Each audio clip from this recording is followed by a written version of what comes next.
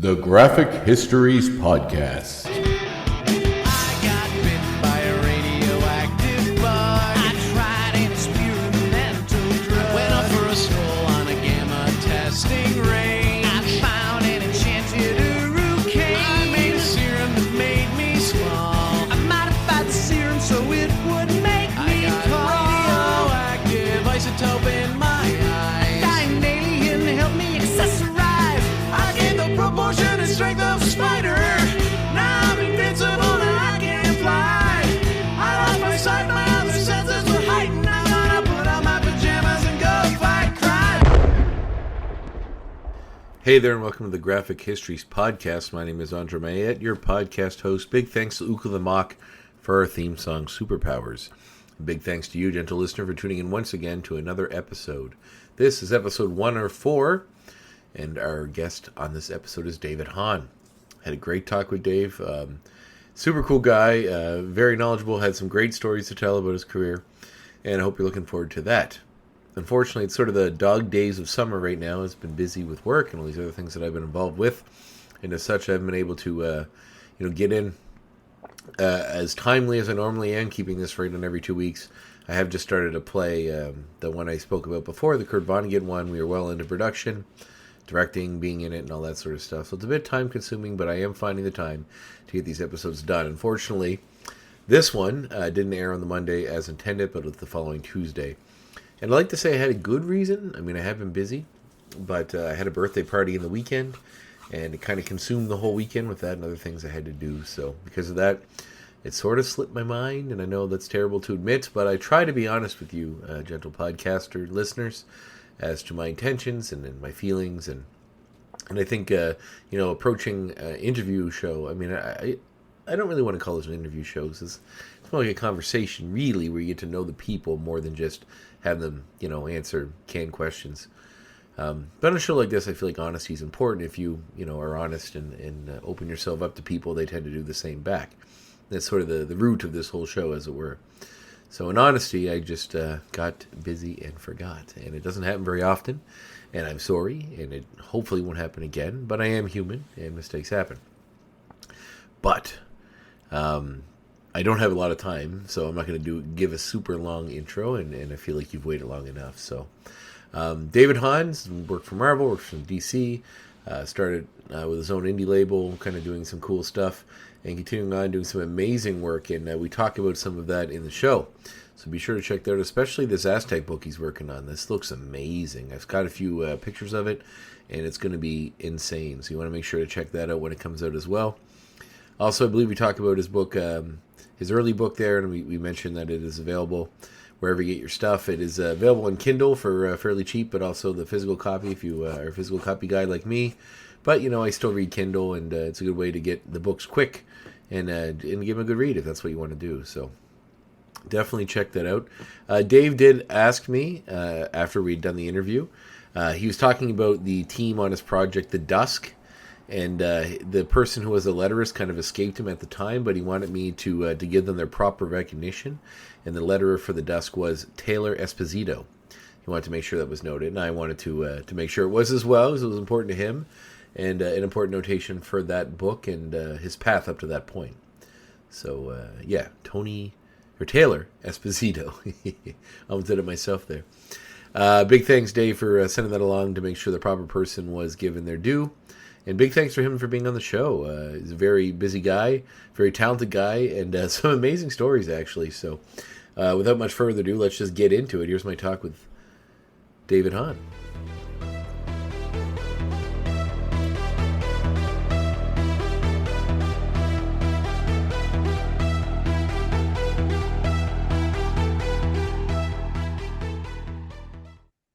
How are you doing? Oh, I'm doing really well. How are you?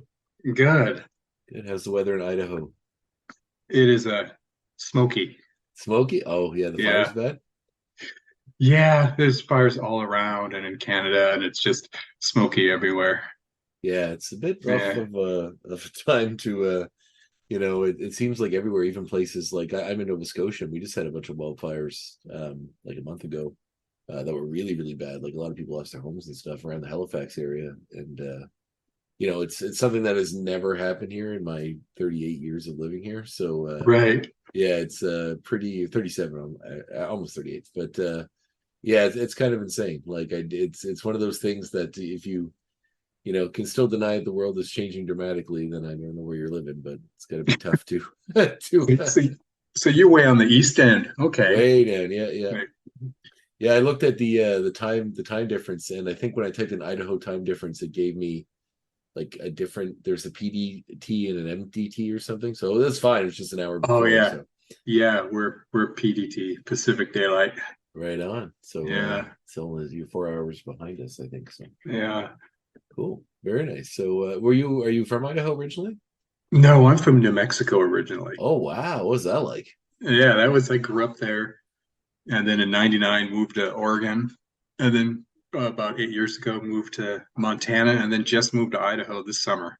So you like the But heat? yeah, no kidding. Yeah, that's well the jump from New Mexico to Oregon was a big change Yeah, I would that I imagine. was welcoming, very welcoming at the time.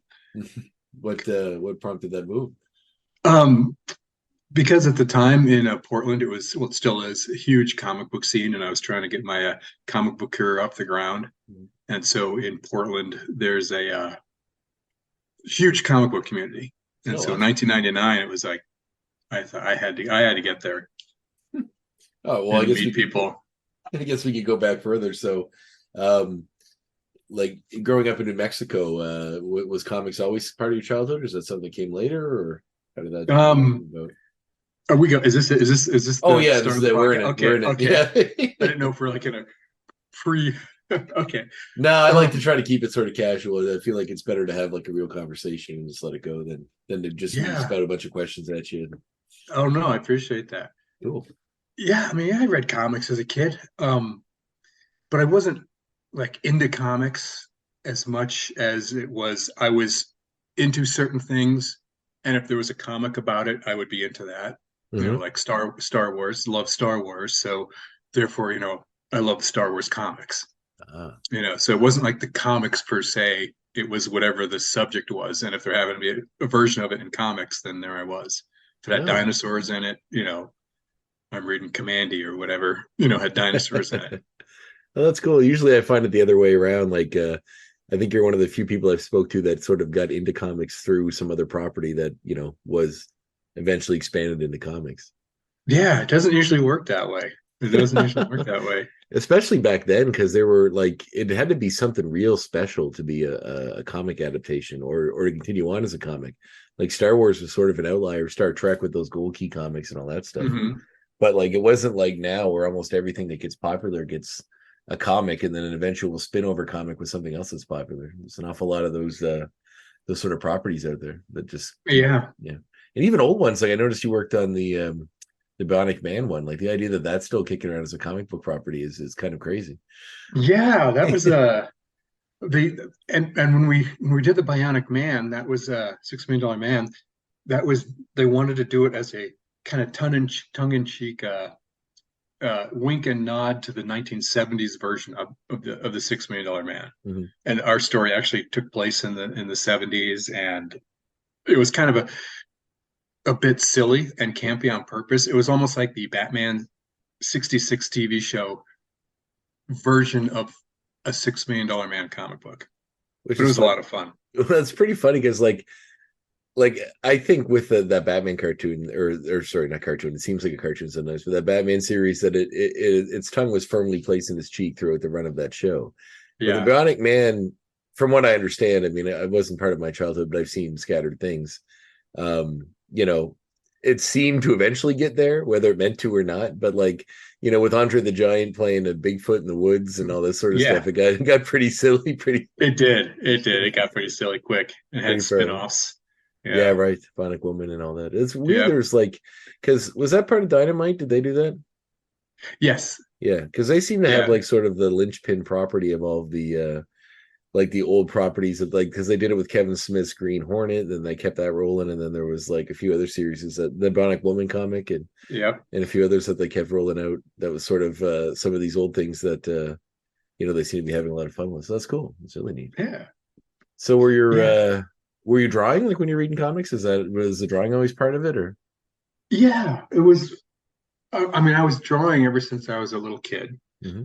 and it was actively discouraged by my father. I Okay. should be doing other outside stuff, not Hmm. wasting time drawing sharks and dinosaurs all the time. Sounds like my dad. Yeah, and and then he had friends that were artists that would give me supplies. Like a buddy of his was a professional painter, like Hmm. portrait painter, and he Cool. would always be giving me his, tubes of oil paints and pastels and colored pencils, all kinds of stuff. And then other people he knew were always giving me paper from like their, like reams of used photocopy paper and cardstock that, the backside was blank. So I Hmm. always had tons of paper to use to draw on. So I was, yeah, drawing since I was a kid. I even did my own complete version of The Empire Strikes Back in a spiral sketchbook from Like, beginning to end. I just drew the whole comic, the whole movie in comic form. my God, that's I did it amazing. twice. I did it twice. I did it. I did it one time. Was your The first editor time not I did happy with it. the first one? Yeah, no kidding. Yeah, I did it. And I would look at the Star Wars, the movie adaptation at the time. I wasn't copying it, panel for panel because I had like all different kinds of references that I had used, like the Star Wars sketchbook, Star Wars storybook, all that kind of stuff. And I would sit there and I drew with word balloons all of The Empire Strikes Back.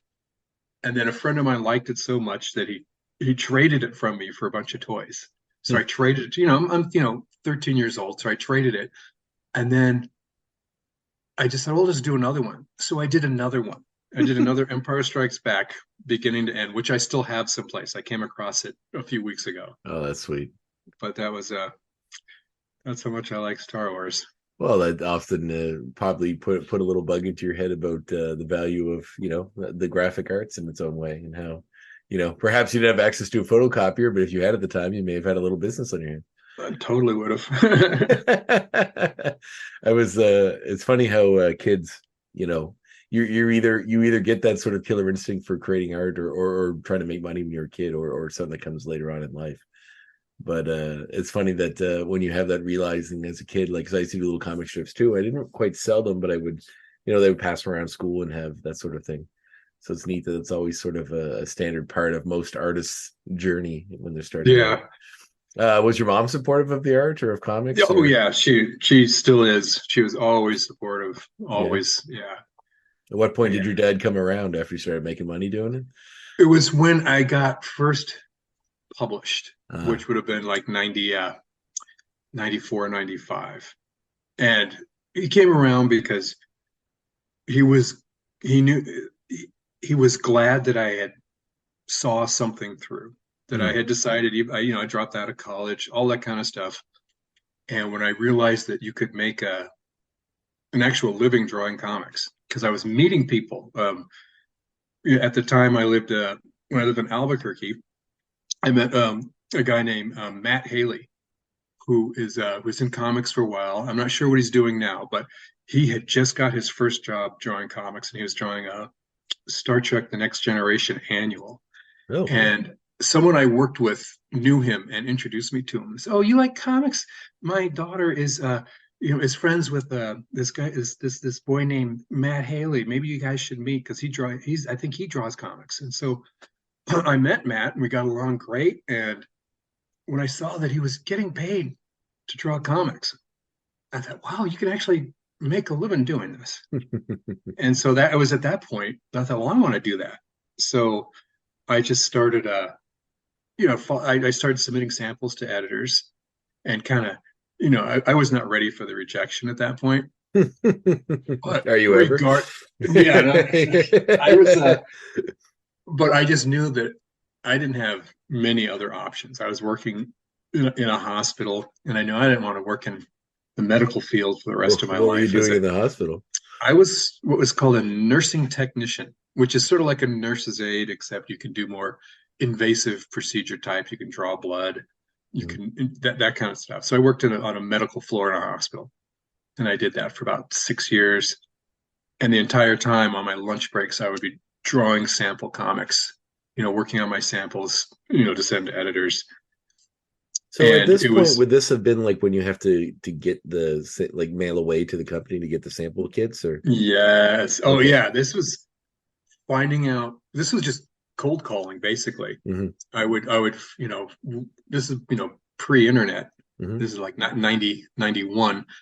And I'd go to the comic book store and I would look at all the comics, and I remember the advice I got was, don't just apply everywhere. You want to send samples to a company that you want to work for or that you think you'd be a good fit for. So I thought, okay, so I would just find all the comics whose art and stories that I liked, and I would have a little notebook with me in the comic book store, and I would write down the name of the editor and I'd look at the masthead, find out who the editor is, find out the address.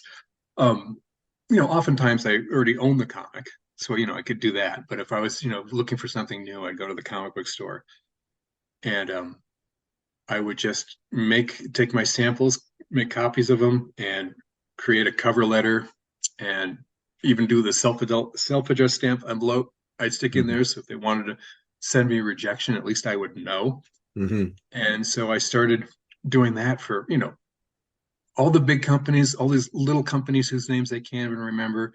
I don't know how many of those companies had samples too that were probably just one person that was publishing comics as kind of just a hobby, Hmm. but I didn't know the difference. I can't tell looking, at something, see the person's name and all that stuff. I just would just send them the samples Do and then you remember what wait. the like any of those companies were? Or is it like what was the Oh one that yeah, drew you the most? there was I remember there was a company called Neotech Iconography. That was the name of the publisher. And they did some kind of look like, if I remember correctly, black and white, maybe a horror-ish kind of stuff Hmm. that I thought looked interesting. There was a company called Apple Comics that was out of Pennsylvania someplace, and they did if I remember correctly, war comics. And I thought, Hmm. well, I want to draw World War II stuff. So, I sent samples to them. So those are like a couple of these smaller companies back in the early 90s that I was sending stuff to, along with to Dark Horse, and DC, That's super Valiant, cool. all of them. For the longest time, I still might saved all the rejection letters because it was, you know, get, not hearing back is the worst. But then getting, a rejection letter, even a form letter, at least, okay, someone saw my thing. And then I would send the next month, I would do another set of samples and send it back to the same editors. I'm hitting the same people all the time. And I'd send the stuff to the editors. And then I'd get a rejection letter back with a little handwritten note on it. So, oh, okay, definitely a human being touched this. And then, I'd send more samples and get, an actual, even more notes saying, we really like what you're doing, David, here, but you need to work more on, this, that, and the other thing. And to me, it was like I wasn't expecting to just get a job, but I knew that building a rapport with an editor and showing an editor that I am going to keep coming back and that I'm serious. And then Yeah. when I got my first work, I think that was what made getting back to my dad, that's what made him happy. That's when he came around. It wasn't that I was making money at it, but that I kept at it, and even and until I got it, until I got work, even if it wasn't a lot of money. The fact that I didn't quit in the face of all that rejection, I didn't quit, and then actually had comics published, with my name in it. Was that always a sticking point with your dad, like that you never finished anything up Yes, to that point? yeah, Yeah. yeah. Oh yeah, that was a big deal for him, and I Yeah. get it now. Yeah. I still think I Of still course. think I still, I have, he's passed away many years ago, but I still have a beef in my heart with the lack of support I got as far as the artistic side. Like Mm. I was never allowed to take art classes or anything because he saw that me taking art class was as a way to just trying to get an easy A someplace, Mm. and then I need to take hard classes. What So I what was never did he like do? What was his like job? like Spanish. What did he do? Oh, Yeah. he was a management consultant. Oh, So he wow. was in Okay. business. So I Yeah. was like, Okay. That's I said, that yeah, tracks. yeah, Yeah. yeah. But yeah, you're not gonna take art. It's an easy A. You're gonna take Spanish too. You know, harder Wow. stuff. Ugh. Yeah. So you're gonna need Spanish for all that business you're gonna be doing. Yeah. But it was, yeah, It's amazing how often people try to fit, square pegs in their square into round holes. Like I think every parent wants to see themselves and their kids, and it's probably like, I'm not a parent, but it's probably a bit of a disappointment when your kid doesn't come out and be as a carbon copy of you.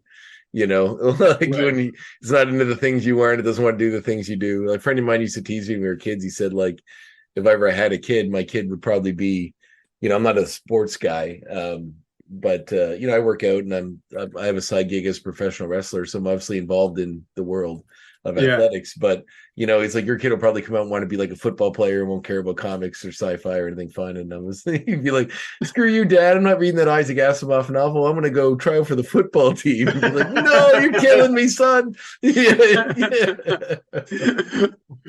Oh, Yeah, but well, that's cool. Well, at least it finally got some closure on that. What was the yeah. first thing that got you that got published? It was a book. It was called Private Beach, and it was something that I wasn't getting any traction on getting any kind of like work for hire gigs places because my style was just not a good fit for any kind of superhero kind of stuff. I was more of an indie kind of style guy, and I pitched. So I started looking. Okay, well, who would publish my work? And the company Antarctic Press, and they're still around out of San Antonio, Texas. And I discovered them around '94, and I read their submission guidelines, and they say, the submissions we look at are creator owned, submit your own stories and artwork, and you get, an advance, get royalties, against the advance, et cetera, et cetera. So I just thought, well, okay, so I have to write my own story. Okay, I can do that. So I was heavily influenced by Jaime Hernandez and Love and Rockets. Oh, awesome.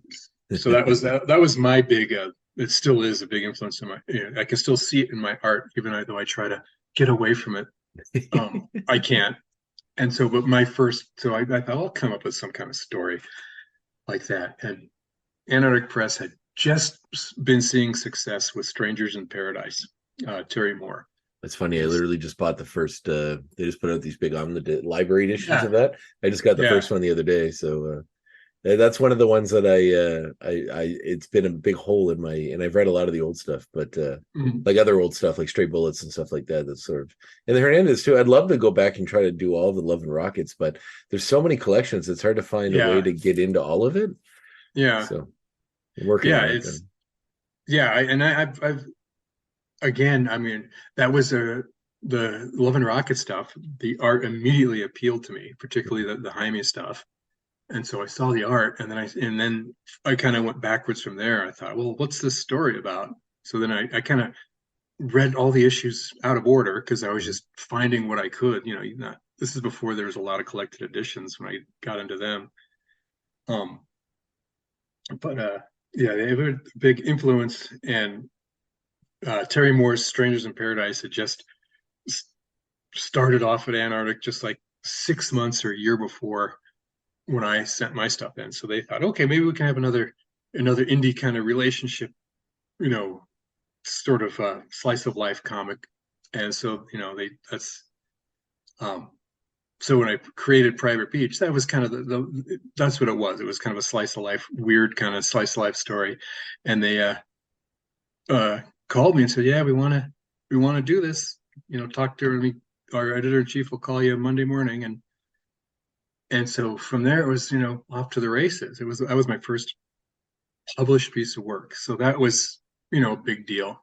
When you see your name printed in there, and you get your comps in the mail, and the smell of the sitting down and looking through it, and the smell of the comics. And so that was like 94, 95. And you were So nominated that's for an Eisner for that, right? yes, I was nominated for Eisner when I did the second incarnation of Private Beach. That was just the one at Antarctic Press was a 3-issue miniseries in '94, and then I kind of relaunched it at Slave Labor Graphics in Mm. 2000. Oh, And okay. it was that version that got the Eisner nomination, to Excellent. my surprise. Yeah, well, Thanks. Yeah. yeah, Yes. that's super cool and amazing. No, I love your particular style. It's one that I I often talk like if sometimes like locally in the town I live in, people because I do graphic design and art stuff, people get me to Mhm. do like talks to kids or something about comics or the library or something like that. And I always say like there's so many different art styles out there that like don't try to make yours fit into some box. Like don't just look at whatever everyone's doing. If you can go out and find like I often use like lots of different examples from comic artists that are, popular that don't seem to fit within what you would think a standard style of comics are. Like Humberto Ramos is one I bring up all the time. Like if you look at his particular art style, it's very bombastic compared to what normal stuff is, but it's beautiful and it works in the right Yeah. format. You just got to find where you fit. And you know, like the idea that everything needs to be hyper realistic and everything or anything needs to be cartoony, it's just so you don't want to, narrow the field as to what you can do. You can do some amazing stuff, and your stuff is so fun and cool. And that's neat that you're inspired by the Hernandezes because Oh, I thank can you. see that in the work. That's really neat. Oh, it's like, and there is such a, and I had this for many years. I think I finally outgrew it, but there's that need of like, well, what's my style? I gotta have a Mm, style, my mm. style. I like how, Mignola does this, and I like how Steve Rude does that. But what's my style? And then I remember I don't remember how I learned this, but someone, and they must have been Steve Lieber, told me years and years and years ago. Oh He said wow. that when you don't have to think about it, when you're drawing something and you don't think about how you draw it, you just do it. That's your style. Mhm. Whatever is coming out, that is your style. Yeah. And I realized, oh, there is a way I kind of do ears or do hands or do noses and stuff like that, or whatever, as far as anatomy kind of stuff that I don't think about. I guess that is my style. That's awesome. But it is. It's wait, are you saying my style is awesome or that Oh, both. getting Yeah. Yeah. I bits mean, and the pieces? Thank you. concept and realizing that I mean, your style is excellent, but the like coming to that realization, I think that's something a lot of artists never come to terms with. They always reach for some pinnacle that they're never going to reach because if you're Yeah. always comparing yourself to everyone else, you're never going to be happy. There's always going to, That when he told me that, or I should say, when I accepted and realized that, it was like I was born again. It was like this weight had been lifted. It's like I don't have to struggle to find my style. It's just going to happen, which seems so obvious. That is like the obvious answer, but it's just when you when an artist or creative type figures that out, it's like that's one less thing I have to worry about. Yeah, I mean, I think it You know? frees you to not have to try to, check off a bunch of boxes for your work to match some other person's thing. I mean, I like Mignola's a guy I look at and I'm like, I would love, love, love, love to be able to draw like that. I don't think I ever will. It's just it seems so simple, but it's not. And it's like the like negative space and the way he uses it. It boggles my mind to look at I have one of his art books for I think it was a Cowboy and Other Stories, the big oversized one. And Hmm. every time I look at it, I'm just like, it makes me it fills me with joy creatively, but also Yeah. makes me very depressed that I'll never get to a level that's Yeah. like, it's just so like amazing. And I got they put out a documentary recently that they kickstarted or did a funder back that I funded and I got in the mail and I watched this. It's called Creating Monsters, and they have like a lot of talks with him and sort of leading to how he got to where he was. And it's funny that you mentioned that because he does talk about like working. I think what really got him where he realized where he fit was he did some kind of a Batman comic that was like a horror thing in a graveyard, and it was like, and then it got a lot of eyes on him because like the story, his artwork fit the story because it was a horror thing. It's a lot of Yeah. negative space, and that's when it sort of opened his mind to that. This is the way he should go with the rest of his work, and then eventually Hellboy and everything else followed. But Yeah. yeah, Have you ever heard of that movie called Yesterday? It came out a few Mhm. years ago, Yeah, the and Beatles one. Yeah, yes, yeah, yeah. I've seen it. I Yeah, yeah, that yeah. that is that's how I feel about like Mignola's artwork. It's like if there was no Mike Mignola, Mhm. and I was born into a world where I had, his stuff, everything he did in my head, but no Mhm. one had ever heard of him. That would be what I would try to do. Yeah. Is that style. And it's just, I don't know if I'd be able to. I mean, it's one of those things that it looks simple, and the simpler something looks, it's more deceptive. Yeah. Oh yeah. It's Yeah. like, oh, look, that's why like so many imitators, they're the straight up imitators just, to me, they just fall flat. It never works. But the people that are clearly influenced by him Yeah. do well. Yeah. But I always think I'll be the Mike Mignola in the world where there's no Mike Mignola. It's like, no, I wouldn't be able to do that. I love how artists like you think about some magical scenario in which some part of our world doesn't exist anymore, and instead of picking something that'll make you an instant billionaire, you're like, I'm going to draw like that guy. That's the first impulse. Like, I'm going to create Facebook, or I'm going to go make Tesla. I'm going to draw like Mike Mignola. No, I'm going to be the guy that uses 50% black ink. I'm going to do these big rectangles of black with skulls in them. I'm going to be that guy. Yeah. Not invest in Yahoo. No, exactly. Back in the day. That. That's amazing. So beyond that, when did I notice shortly after that? I'm just kind of skimming through some of your comic work. You did some work for Ultimate X-Men. Was that shortly after that? Was that like the Eisner Award opened a bunch of doors and then the bigger companies came calling, or? Yeah, with the Eisner, no, let me see, Private Beach. It wasn't so much the Eisner, it was just the work on Private Beach that was already getting traction for me. That the biggest door that was opened up for me was with Shelley Bond at Vertigo at DC, because she had seen Private Beach and gave me a call to offer me work. I mean, I didn't have any connections with anyone at DC or anything. And she had said that she had a project that she thinks I'd be a good fit for, and that Howard Shakin had actually picked me out. That she gave him for the project. It was called Bite Club, and it was a vampire mafia story. I remember when that first was coming out, seeing the solicits for it. Yeah. Did Frank Quitely do some of the covers? He did. Yeah, he did all the covers. Okay, I remember seeing all the covers for did. those. Because I was always a big Grant Morrison fan, so Quitely got on my radar fairly early because obviously they collaborate a lot. So I remember seeing those covers and always being very drawn by them. Oh, they were fantastic, and so that's how Private Beach opened the door for me, because that was before the Eisner nomination, because it had been out for about maybe a year. Oh, okay. Or something. Did you find adapting your style to like a kind of horror book an interesting sort of experiment, or is that something that just? No, they didn't want me to. They wanted me to just do my thing the way I do it. That's awesome. That was thanks. Yeah, and I think that was. I wasn't in the room when the conversation happened, but I think that was. It was a point of contention with one person, in management at DC, and not, and with Howard, it was what he wanted. It's like, no, we want. It doesn't. His stuff looks, they tell me his stuff looks.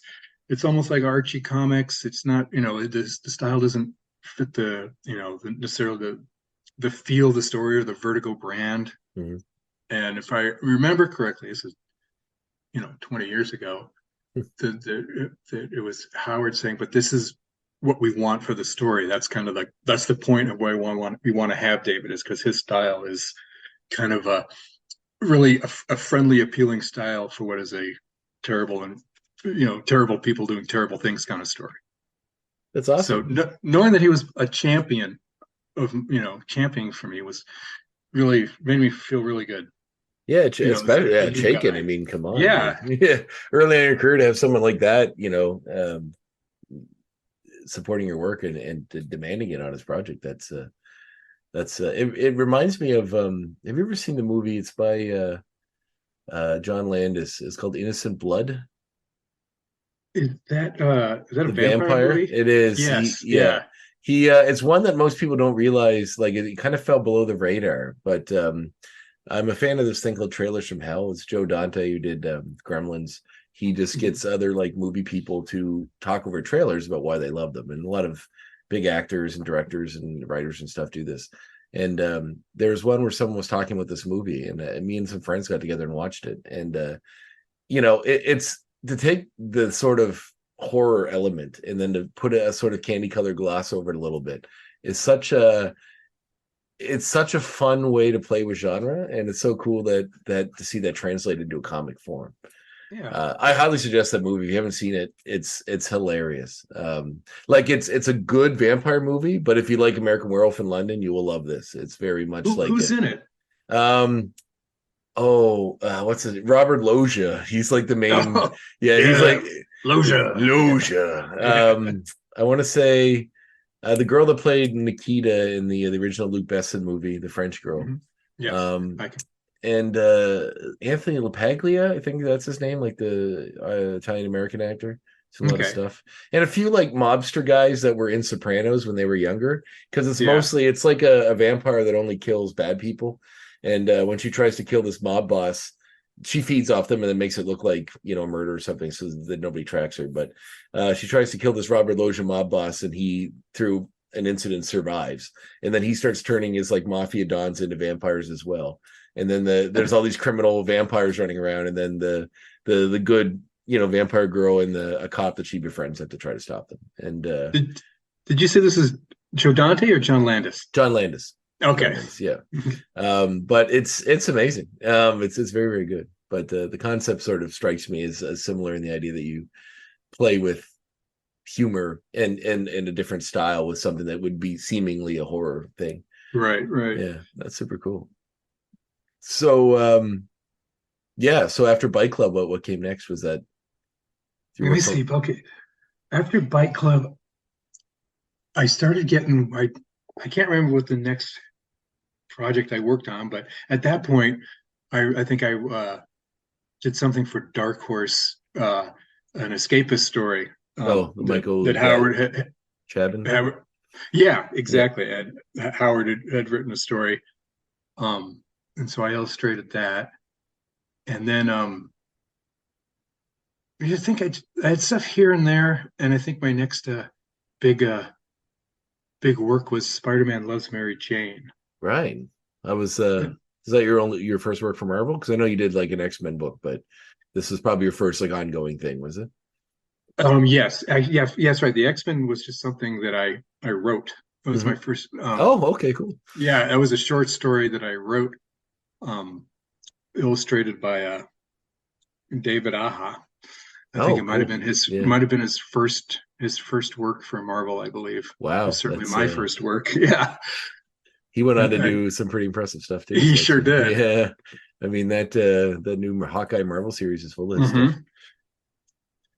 Very cool. Well, I can say, well, he did his first. We both got our first Marvel gig together.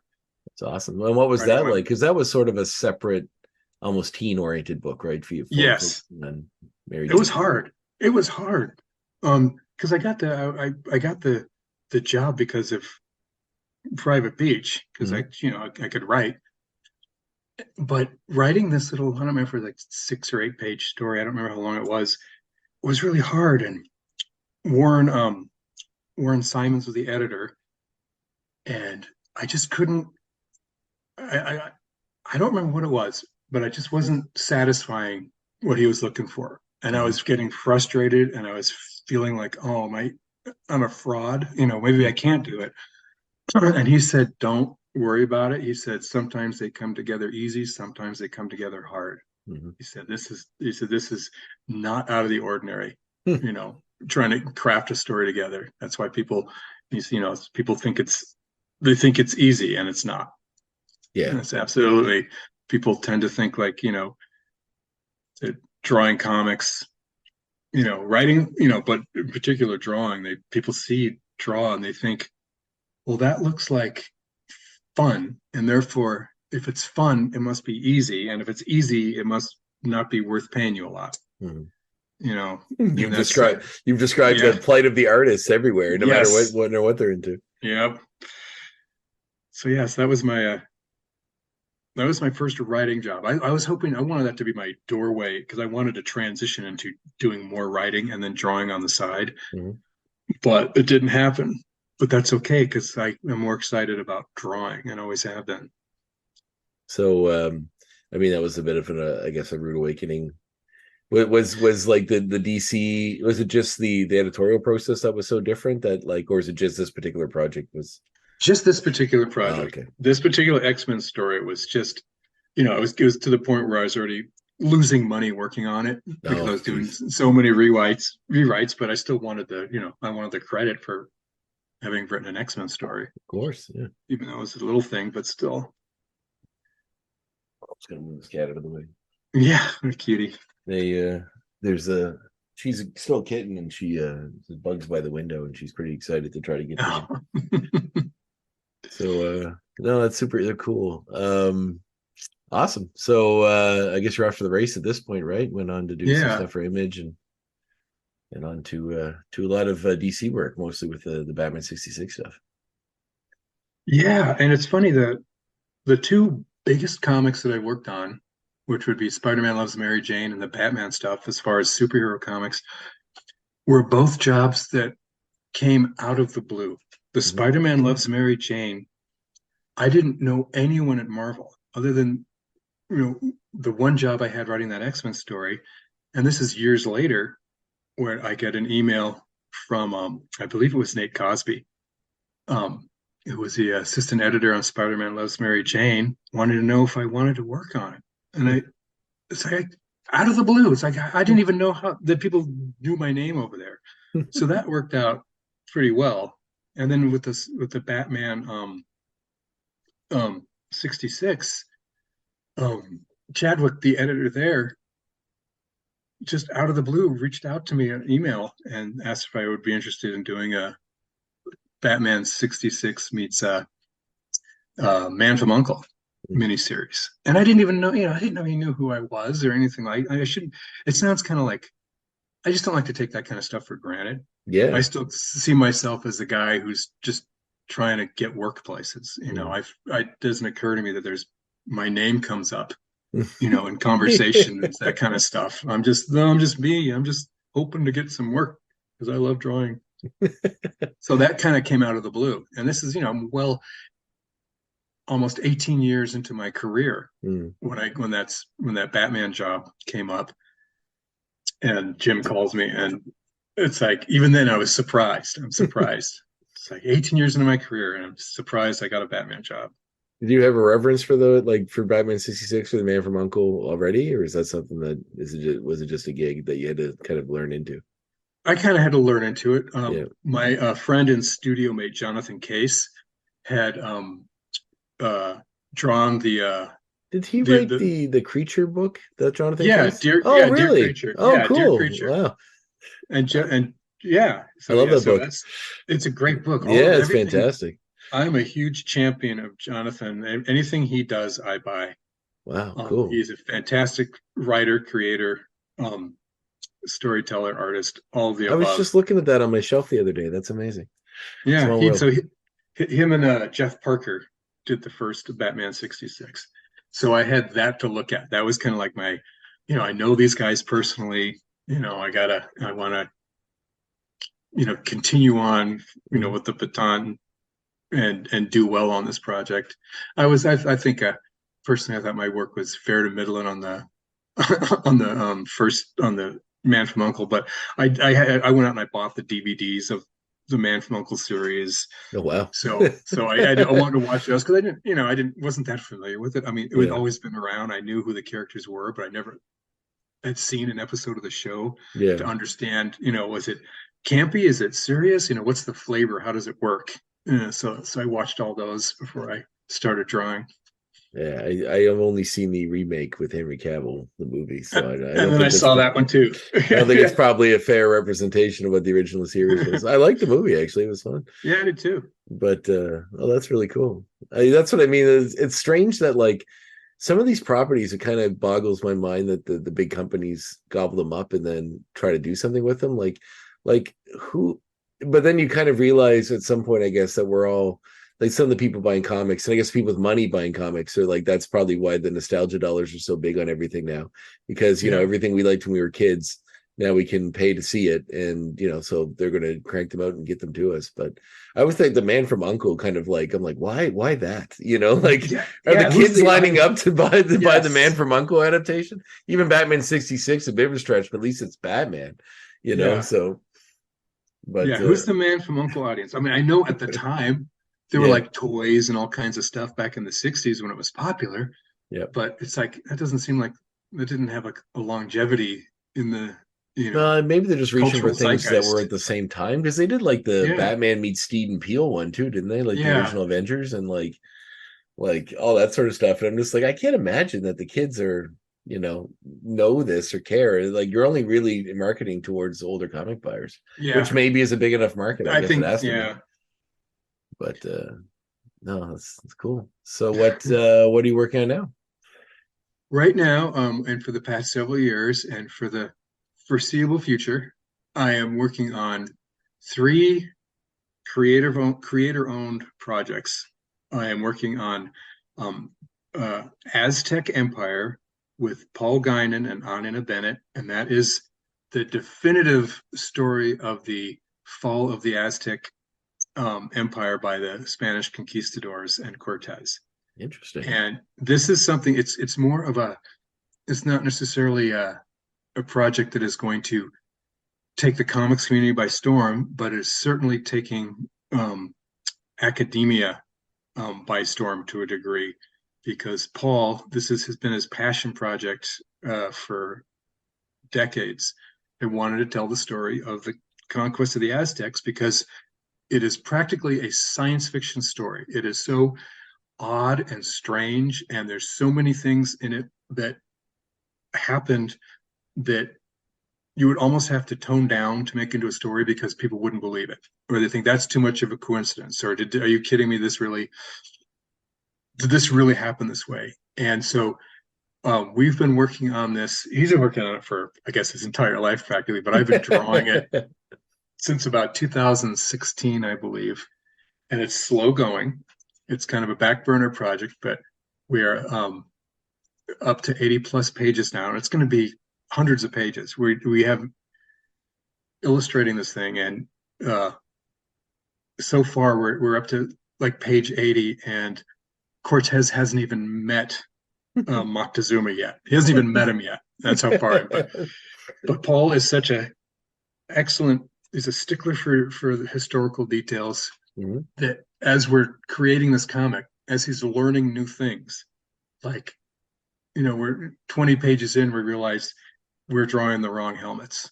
But like off by a couple years. Like at this point, they didn't have these particular the conquistadors didn't have these particular helmets for a couple more years. So we went back and changed the helmets because we just want it to be, as historically accurate as possible. So that's something that we are currently working on to be published, by a book publisher, and it's getting all kinds of positive reviews and acclaim because it's being released online. Oh, digitally, so people can read it. mm-hmm. But we want to get it, in a printed form. But scholars and historians and so many people are saying, "Yes, thank you. You got that right. Cortez lost his shoe. It's in so and so's diary that on this day Cortez lost his shoe in the mud, and you guys made sure to put that in the comic. Thank you." Like that kind of level of detail. That's awesome. So that's one project. Wow. And another one is called Impossible Jones that I co-own with Carl Kiesel, and this is a Kickstarter funded project that we've done several issues of, several like hundreds of pages. I don't know how far into it, but we've done. It's hard to keep track sometimes. No But worries. we've done a Kickstarter a year for the past 3 years, and this is the story of a villain who is pretending to be a superhero in order to basically they're heist stories, but in a superhero universe.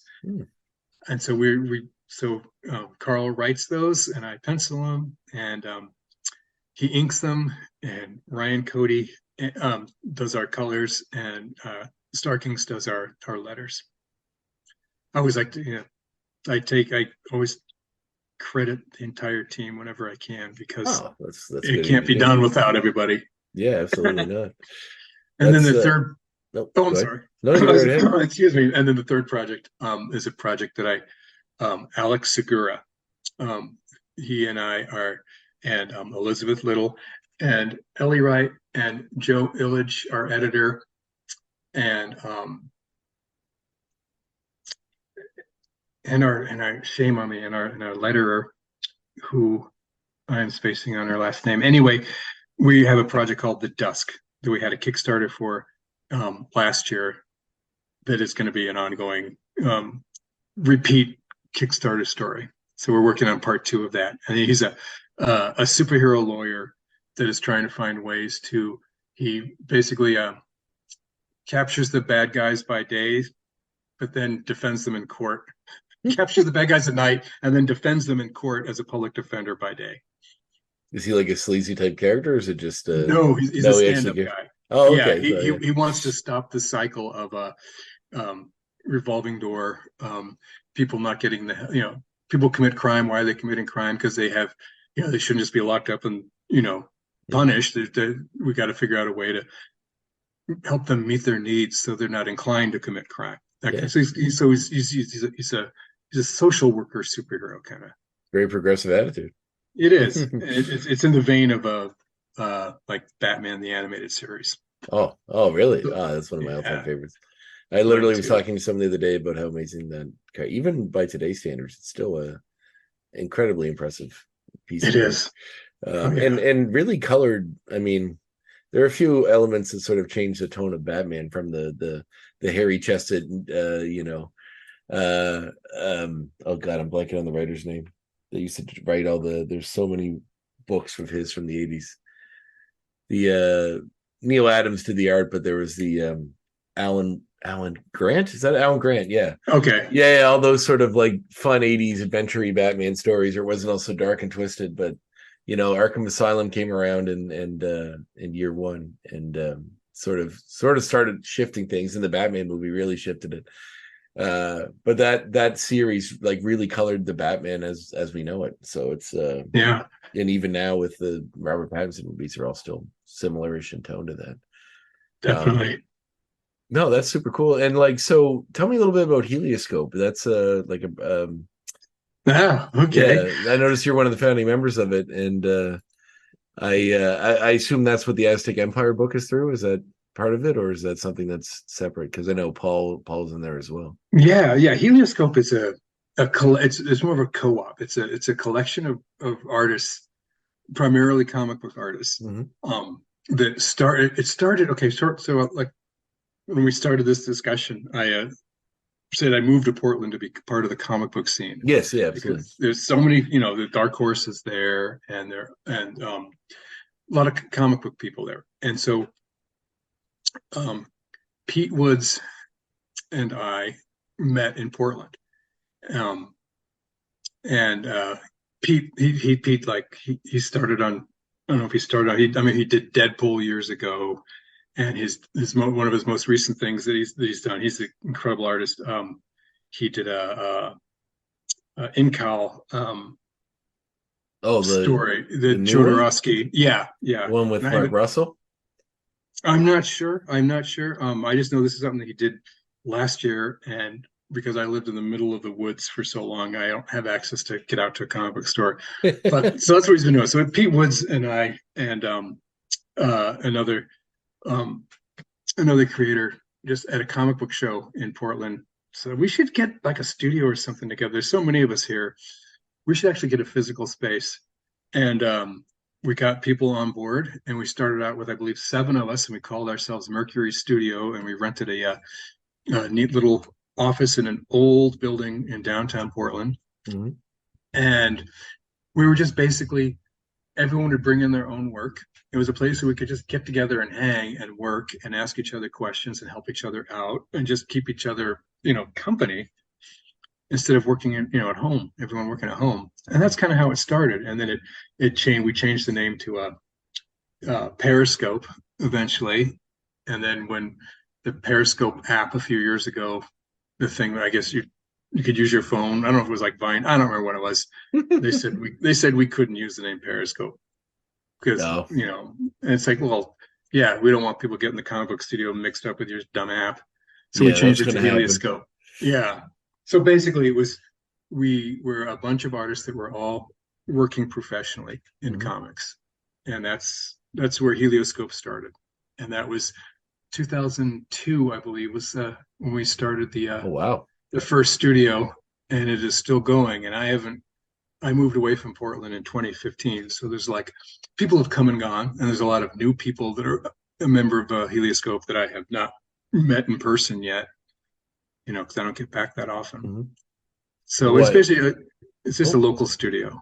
that's really cool. I love hearing about that. I talked to a few people that sort of had that are involved with these sort of collectives of artists doing work like this, and that's super super cool. Makes you Yeah, very happy to hear stuff like that. we had the bragging rights of being the largest professional comic book studio in the country.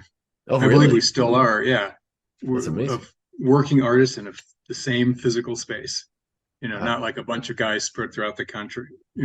Calling themselves whatever, which is fine. But no, we are under the same roof. Yeah, no, Well, I'm that's not, but the rest are. yeah. Wow, that's great. So what brought you to Idaho? I guess would be one of my final questions. Why did you move? You pick up and move there? Oh, we moved. My partner, she and I moved to Montana first, and Mm-hmm. we bought property and wanted to live not off grid, but live in the country, live a rural lifestyle for a Mm-hmm. while, and did that for a while. Did that for about 8 years, and then getting older, and my mom. We moved to the town that my mom lives in, which is only an hour away from where we lived before. It just happens to be on the Idaho side of the border. Uh, And we decided, it's time to maybe get back to civilization a little bit. I'm not going to move back to Portland or anything, but just to be closer to my aging mom, and mhm. to be back in an environment where going to the grocery store takes 5 minutes instead of having to plan to drive, an hour and a half and buy $300 worth of groceries at a time, every 3 weeks or whatever. That's Yeah. well, the way food prices are going up in Canada anyway, that's like a week's worth of groceries now. But Yeah. I've always romanticized the idea of living that sort of lifestyle. So was it something that you've found to be tenable? Like it's something you go back to? Did you enjoy it? Yeah, it was I'm an avid indoorsman. Mhm. So my partner took me screaming and kicking practically to go live in the country. I said, okay, but then I got into it. I mean, Mhm. she did all the hard work because I'm Yeah. Mr. Delicate Fingers. Yeah, I I gotta gotta draw. I gotta draw. pretend. Yes. Yeah, you can't. She's like chopping wood out back. You're like, I'm drawing. That dude, literally, she chopped the wood. I kid you not, she chopped the wood, and that was one of the reasons that we moved away because she saw I'm getting tired of chopping wood. Yes, I understand. So that's why we moved. But yeah, I was Mr. What's the internet like? We got to have a booster. We got to be able to upload. I got to my work. Yeah. But as far as the outdoor lifestyle part, I loved it. I loved Yeah. the snow. I loved the silence. Mm. I loved the wild animals. I loved all that kind of stuff. But it's just time to live where you're not getting your feet muddy every time you go outside. Yeah, I understand that. I think it's nice in theory to think about, like, I always romanticize this idea that having a log cabin on a mountain somewhere where just all the movies I want to watch and all the books I want to read are all lined up on the shelf, and like, Yes. I can just do that all day, and somehow whiskey gets delivered to me and food I need, and obviously my wife is there, and we can just do nothing but create art and experience art. And it's a lovely fairy tale that someday I hope I can make a reality. But I feel as though the options of that are perhaps not quite so high. But it'll always be the dream. Yeah. Awesome. Well, I can't thank you enough for being on the show, David. This is great. Well, thank you very much, Andre. I'm glad that we're able to make this work. Yeah, me Our too. schedules And and such. It must be late for you. What time is it? At midnight? Midnight Almost, 30? yeah, yeah. Okay. It's all good. No worries. Okay. I'm a bit of a night owl anyhow, like most artistic types. So no, I'm very much looking forward to the Aztec book. I'm definitely going to check that out. Yeah, Private Beach. I've never it never got into my purview. So I see it here, and I think I'm going to grab myself a copy. Is Oh, please do. the edition that's out? Is it everything? There is The there is a collected edition? version. The collected, yeah, there is a version that has everything. It is published by Dover Press. Dover Because what Press. happened, yeah, what happened was that um, I did 7 issues for Slave Labor Graphics, and I didn't finish it. I wanted it to be about 10 issues, 9 or 10, and at 7 issues, I just started getting more higher paying work, and I just Mhm. couldn't keep doing Private Beach, and for what I was earning from it, because I was getting real work at that Of point. course, yeah. And so I went on hiatus with it, and it was a cliffhanger. So for years, people would come up to me and show, "So what happens even if you don't draw it? Just write me, just send me an email that tells me what happens." And so Just send me an email. yes, Drop so me a smoke signal. yeah, I just gotta know. So A then, raven. about 2015 or so, I got an offer from Dover Press. They wanted to publish it, and I didn't. I told them it's incomplete, and they said, "Okay, well, they paid me to finish. I couldn't get the full 2 issues in that I wanted to, but I did have some of it wrapped up. So I just kind of wrapped the story up. Mhm. So the version from Dover Press is the complete beginning to end of the story that started when it was at Slave Labor Mhm. Graphics. Oh, So beautiful. get that one if you can find that one. Get that one. It's on Amazon. All right, Yeah, and I mean, or anywhere else. I suggest going to your local comic store, but if you can't right. find it there, there's a Kindle edition and a paperback edition. So I'm actually curious about the Kindle edition of this work. Do you guys have any input in that sort of stuff? Like when they're Um, doing a digital version of your comic, because like I'm reading Nexus through like, the Kindle editions just because they were on really cheap one time for like $5 for the whole omnibus of each version. So mhm. I grabbed a few of those and I was skimming through them. And I wasn't doing that when I was talking with Steve Rude. He was my previous guest on the show. But I was curious about how much input you guys have and how that's depicted. I mean, there's kind of a flow to the way they do it, and I don't know how much input you guys have. Is that something that you're um, approached with, or is it just out of your hands? it is out of my hands. Although Mhm. when I was doing uh, comics for DC, I was told to do it using the digital template, which is a way where the page is divided top and bottom, so that if you're ever reading a DC comic Mhm. and you flip through it fast and you realize that there is a gutter that goes all the way through the entire comic that separates the top half from the bottom half. Sometimes there's stuff that overlaps, Mhm. but if you ever see that, that means that was drawn to be a digital comic. Interesting. And so it kind of it could hobble you a tiny bit. Mhm. But as far as making having a format fit the digital version, whether it be Kindle or whatever, that's something that I do remember I had to do. I had to comply with a It's top half and a bottom half of every single comic page. amazing the regiments that get added to over the years to Mm-hmm. industries, like when the things you never had any idea were coming down the pipeline that are here now, and who knows what's next, I guess. Yeah. AI comics, I guess that's what everybody's talking about now. So yeah, Boo. boo. Yeah. I agree. I Boo. agree. Yeah. Boo. Yeah, let's just put everybody's stuff into a blender and just see what it craps out. That sounds lovely to me. But well, anyway, thanks so much, Dave, for being on the show. Very Thank you so much. I appreciate it. Oh man, I'm very cool to have you on. So I can't thank you enough for everything. Thank you. Awesome. I'll talk to you soon. All right. Take care. All right. Bye bye. Bye.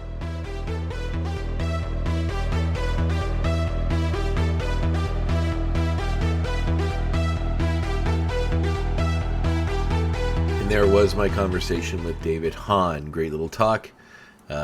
Yeah, super cool stuff. The living off the grid stuff, man. I tell you, it's still I still romanticize it. He makes it sound not quite as romantic as I have built it up in my head, but old dreams die hard, and I think I'm still gonna hold on that one for a little while longer. That or the Hemingway style, cabin on the beach with all the cats. That's the other one. both of those would be pretty good. So, the gods of chance, of future listening, hit up your boy. Send me a life off the grid with all my books and my movies I can read, or on the beach with all my Hemingway lifestyle surrounded by cats. Oh, that sounds really good. Anyway, gentle listener, thanks for tuning in once again. Keep an eye on social media for our next guest. I should be able to announce that soon. In the meantime, I really appreciate you guys being here. This is episode 104. It's hard to believe we've come this far, and we're going to keep going. Hope you're enjoying the ride so far, and you're ready for lots more ride to come. I'll catch you in 2 weeks' time. The Graphic Histories Podcast is a proud partner of the United Federation of Podcasts.